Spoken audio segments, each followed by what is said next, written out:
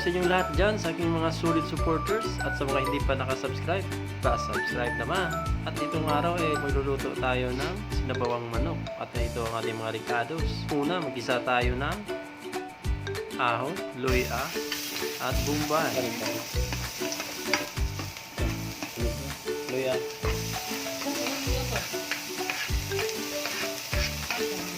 At isunod natin itong slice ng manok.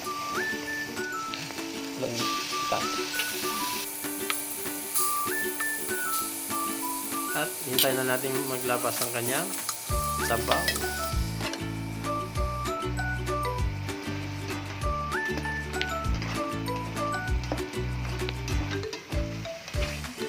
Tapos lagyan natin ng tubig.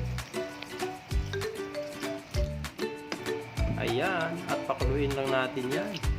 Lagay natin itong tanglad.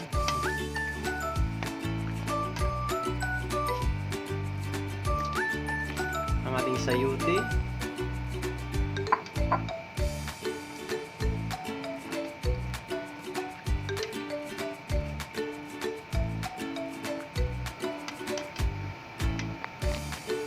At yan, palambutin na muna ang sayuti at ito na, okay na yan.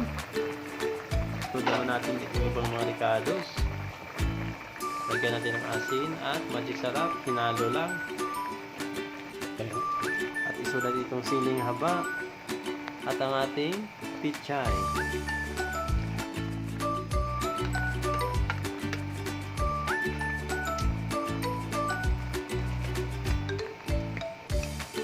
At yan, takpan lang.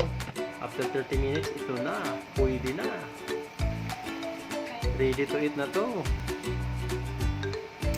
Sarap nito. Tamis ng sabaw nito. Yan, nakakagutom. Thank you for watching mga lods.